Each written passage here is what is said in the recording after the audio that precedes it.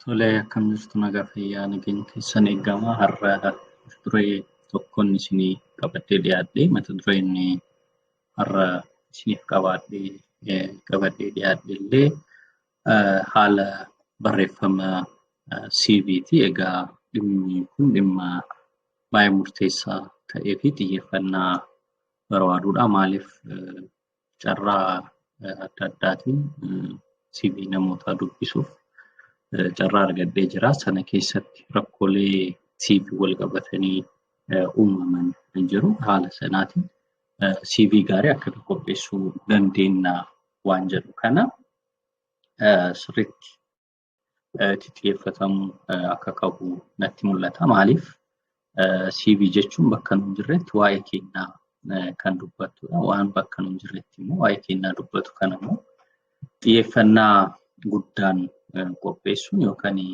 barreessuun nurraa eegama jechuudha. Kanaaf dhimma kanarratti sirriitti xiyyeeffannee ilaaluun akka barbaachisu kaasuu barbaada. Egaa akka waliigalatti akkuma isinii kaasee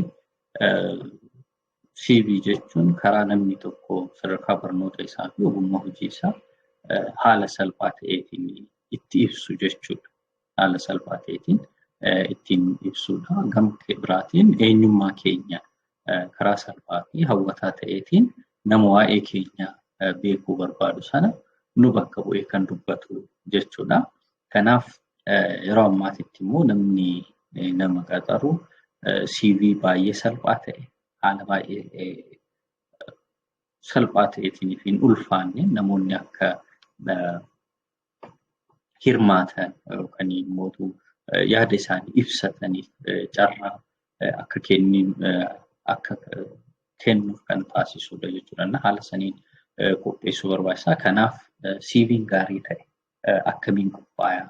Maaltu taasifamuu qaba? Waan jedhu kana qabxiilee gara 7 adda baasee jiru. Isaan saniin isiniif ibsa. Egaa maalinni wanni inni jalqabaa muuxannoo hojii keessan isa darbe sirriitti ibsuudha.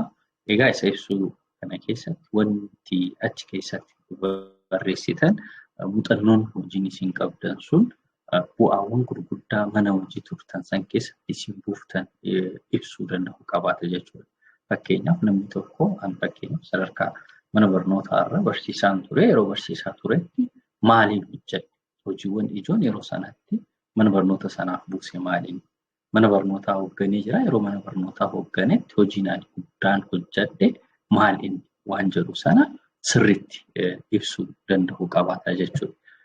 Kanaatiin alammoo namni muuxannoo hin qabne namni haaraa ta'e immoo wanti hojiin inni bifa tola ooltummaatiin hojjete ibsamuu danda'u qabaata jechuudha. Turtii yuunivarsiitii keessatti maal hojjete waan jedhu kun sirriitti barreessee achi keessatti hammachiisuu danda'a jechuudha. Inni sun mataa isaatiin hojii guddaadha waan ta'eef kaffaltii haa qabaatu baatu malee nama wajjiitiin hojiileen hojjetamanidha waan ta'eef haala sanaaf akka hubachuuf namatti tolutti carraan akkasii sun iddoo jiraatee waan gaarii ta'a waan jedhu kana kaasuu barbaada.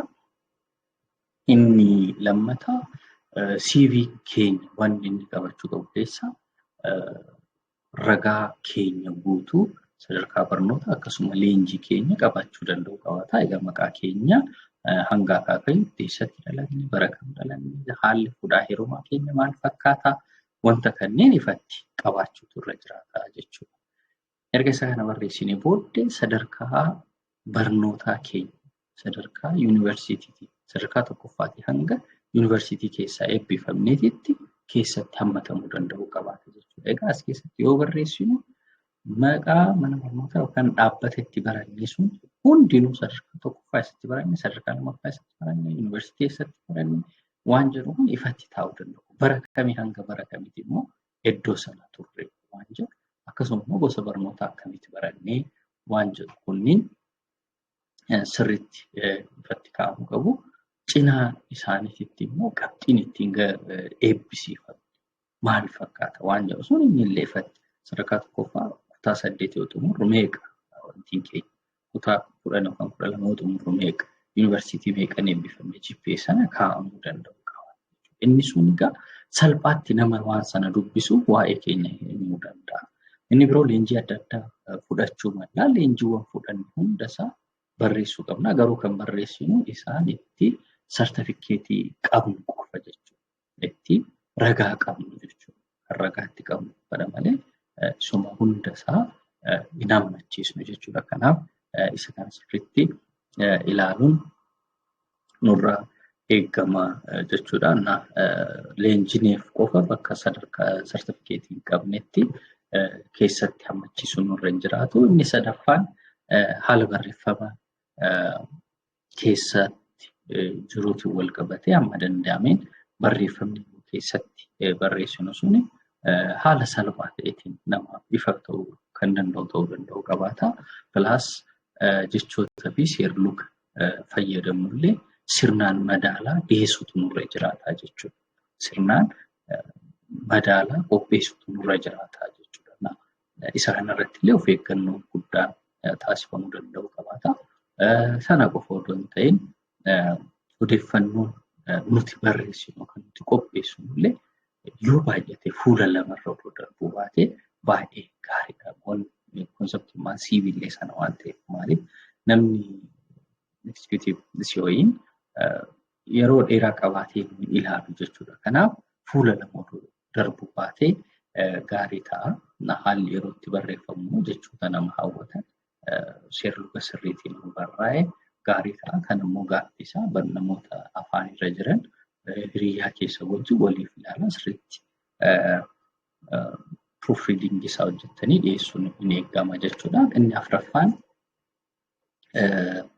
wanti publication'iitiin wal qabate namoonni keessattuu sadarkaa yuunivarsiitii maastarsii ol qabanii fi wanti waa maxxansiisan yoo jiraatan isaan sunniin hojii sana keessatti hammachiisuu danda'u qabaatanii liinkii isaa wajjin kaa'anii namichi yoo biroo barbaadetti liinkii sanaatiin waan sana barbaade argachuu mala jechuudha. Inni biraa wanti keessan otoo mana hojii sanaatti qacaramtanii maal hojjechuu yaaddan waan isin buusuu dandeessan maalinni waan jedhu gabaabinaan kaa'u barbaachisaadha. Akkasuma immoo dhaabbaticha sana keessatti akka dhaabbanni sun milkaa'u gahee maalii taphachuu dandeessan waan jedhu kanas ifatti kaa'amuu barbaachisaa. Inni torbaffaanii fi baay'ee murteessan teessoo keessan sirriitti barreessuu dagachuu qabdan. Egaa namni tokko barreessee waa hedduu hojjetee wanti yeroo barbaadamutti bilbilli isaa yeroo itti hojjennee jira. Kanaaf bilbila yeroo hedduutti fayyadamtan iddoo sanatti barreessuun baay'ee barbaachisaadha. Imeelis yoo fayyadamnu imeelii sirrii fi kan hojjetu yeroo tokko imeelii expire godha.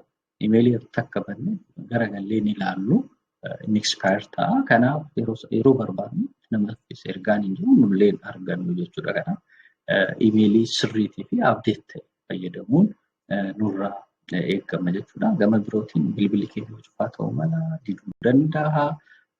Bilbila filannoo kennuu jiraata jechuudha. Filannootiif bilbiloota ta'an sirriitti kaa'uu fi kennuun nurraa eegama. Inni torbaffaatii fi inni baay'ee murteessaa ta'e immoo CV kamirratti waan baratame keessaa tokko namoota referensii keenyu jechuudha. Egaa namoonni referensii keenyu kun dhaabbata itti baranne ta'uu danda'a. Manneen hojii hojjenne keessatti namoota gaggeessitoota dhiyoo keenya yookaan gaggeessitoota biiroo turan ta'uu danda'u jechuudha. Kanaaf namoonni nuti achi keenyu sun waa'ee keenyaa sirriitti kan beekan ta'uusaa beekuu danda'u qabaannaa jechuudha. Nu beekuu waan jedhu kana sirriitti mirkaneeffachuu danda'u qabaannaa.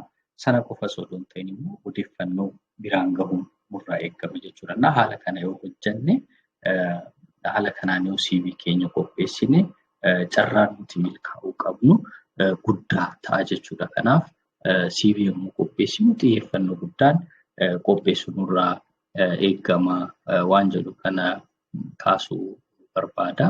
Egaa har'aaf hangana yoo jenne nu gahaa yeroo biraa mata duree biraatiin hanga ol arginutti nagaanaaf tahaa bara ofii yeroo hojii gaarii isiniif hawwa peejii kana yookaan channelii kana namoota ga'uu akka hin daganne carraa kanaan isinii dhaama. Isinis share gochuu hin irraanfatinaa jiraadha.